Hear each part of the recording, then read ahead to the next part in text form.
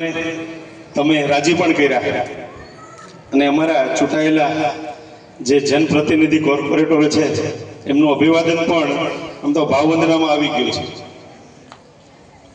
પણ તમે જે વોર્ડ નંબર 12 વાળે જ્યારે હું ને દેવાંગભાઈ કાર્યાલયના ઉદ્ઘાટનમાં આવ્યા ને ત્યારે 1 કિલોમીટર દૂરથી તમે આમ તો 1.5 કિલોમીટર દૂરથી તમે અમારા માલધારી ચોકમાંથી અમારું સ્વાગત કરીને શરૂઆત કરાવી હતી. પાછા ચાલતા ચાલતા ત્યારે અમે દેવાંગભાઈ વાત કરી હતી કે આ વિજય સરઘસ છે.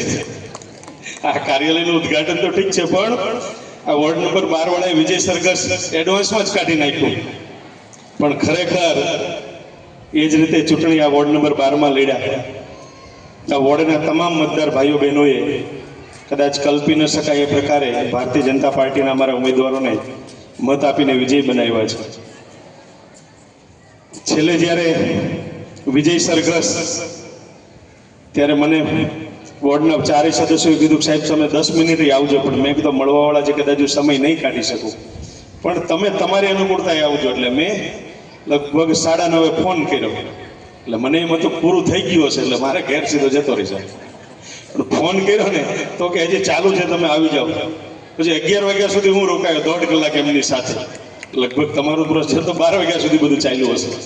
પણ આટલું લેટ વિજય સરઘસ આ વોર્ડના 4 સદસ્યો અને એમાંય ભારતીય જનતા પાર્ટીના સમર્થનમાં આપ બધા ઊભા રહ્યા.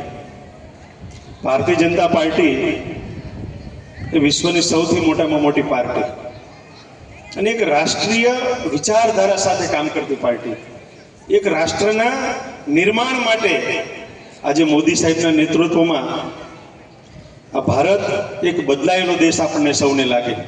સમગ્ર વિશ્વની અંદર મોદી સાહેબે ભારતનો ડંકો વગાડી દીધો.